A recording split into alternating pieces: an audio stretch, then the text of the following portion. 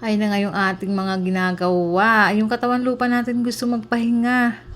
Pero yung isip ko'y ayaw, kaya ayan, sinundan ko yung isip ko, kaya ayan, bising-bisang Inday ngayon ng inyong Inday. So wala akong kasama ngayon, nasa school yung aking mga anak. Kaya mag-isa akong gagawa ngayon dahil nga maliit yung ating bahay. So, kailangan talaga natin iayos ulit yan. So, bali, ginit na ko yung stante ngayon, pero hindi siya akma kasi napakaliit ng space namin. Wala kaming pagpatungan. Kaya ibabalik ko ulit siya dito sa may bintana, sa may tindahan mismo. Diba? Kaya alisin natin yung mga nandiyan. Sa ganun naman, maibinta natin to ng tama at ng mabawas-bawasan ng mairimit natin sa may-ari. Diba? Yun nga ni.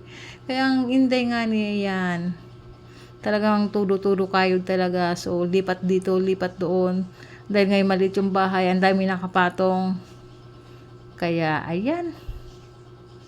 So, mag-isa lang talaga ako magbubuhat niyan. Sa laki ng bubuhatin na yan, ay nako, ewan ko na lang kung kayo magbuhat niyan. Kung makaya nyo ba yan. Pero, walang imposible sa may gusto at sa may nais talagang gawin. Kaya, ayan. Nagawa ko nga siya. Siyempre, lilipat ko ulit yung standing yan.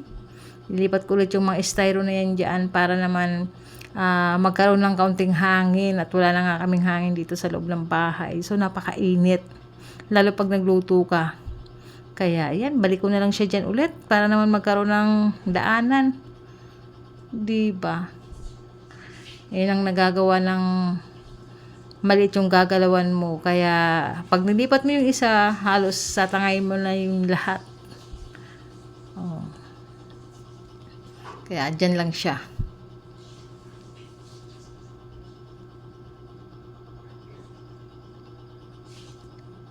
So, malapit na rin naman ako matapos dyan. Lalagay ko na lang yung mga divider dyan para mapagpatungan ng mga sabon, ng mga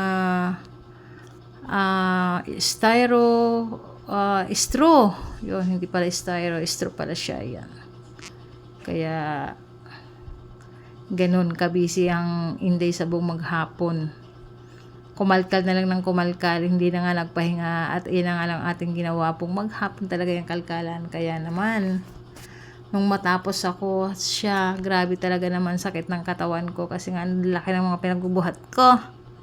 Di ba din naman, malaki naman yung ating katawan. At ayan na nga nakatapos din tayo sa ating ginagawa. Thank you guys for watching. Bye!